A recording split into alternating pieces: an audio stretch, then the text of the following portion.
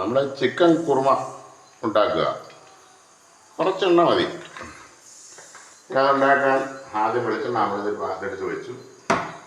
വെളിച്ചെണ്ണ എടുത്ത് റെഡിയാക്കി നമ്മൾ വെളിച്ചെണ്ണയൊക്കെ ഒഴിച്ചു.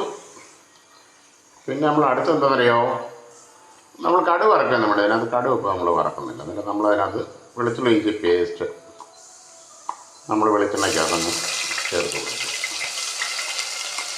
അതായത് നമ്മൾ അടുത്ത പിന്നെ ഇത്രയും മതി സമയം, ഒരു മിനിറ്റ് ഒന്ന്. അടുത്ത നമ്മൾ ഇതിടുക, സവാള ഇടുക. കുറച്ച് നമ്മളിത് അര കിലോ കോഴി എടുത്തിട്ടുള്ളൂ. നമുക്ക് കുറച്ച് രണ്ട് സവാള മതി. 2 സവാള ഇട്ടു. അത് നല്ല ഇത്തിരി നമ്മൾ തീ കൂട്ടി വെച്ച് കുറച്ച് ഉപ്പും കൂടെ അതിനകത്ത് കുറച്ച് ഉപ്പിട്ടാൽ മതി. എന്ന് പറയുമ്പോൾ എടുത്ത് ഇതങ്ങ് അടച്ചാൽ മതി. കാരണം തീ കുറച്ച് ഇതങ്ങ് അടച്ച് കൊടുത്താൽ മതി. ഇതായി പെട്ടെന്ന് റെഡിയാവും. അത് ഏകദേശം ഇതായി ആയിട്ടുണ്ടെങ്കിൽ തക്കാളി ഇടുക.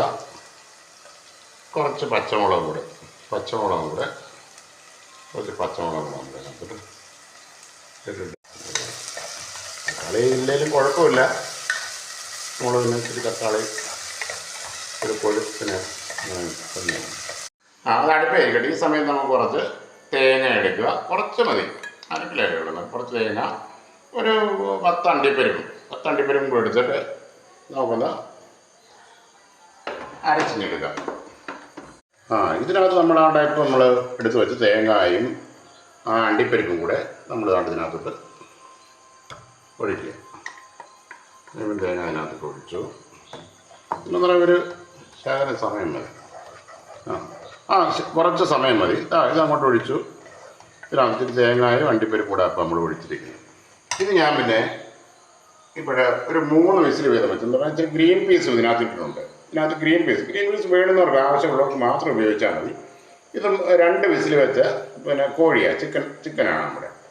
അതിനകത്ത് നമ്മൾ നമ്മൾ ഇച്ചിരി കുരുമുളക് അവിടെ ഇതിനകത്ത് ഇപ്പം കറി കണ്ടില്ലേ, കറി ഏകദേശം നല്ല കുറുകി റെഡിയായിരിക്കും. കൊതാന്നിരിക്കുമെന്ന് പറയും അറിയാം. നമ്മളതിന് കുറച്ച് കുരുമുളക് ഏറെ ഇട്ടു, കുഴപ്പമില്ല. മറ്റേ എരിയൊന്നും നമ്മൾ ചേർത്തിട്ടില്ലല്ലോ. 3 പച്ചമുളക് ചേർത്തിട്ടുള്ളൂ. അതുകൊണ്ട് വെക്കുക. ഇതുണ്ട്, ഒന്ന് ഇളക്കി. ഇതുണ്ട്, നല്ല കുറുകുറാന്നായിട്ടുണ്ട്. ഇതിനകത്ത് നമ്മൾ അവിടെ ഇറക്കുന്നതിന് മുമ്പേ ഇത്തിരി മല്ലിയിലയും കൂടെ അങ്ങോട്ട് ഇട്ടാൽ മതി.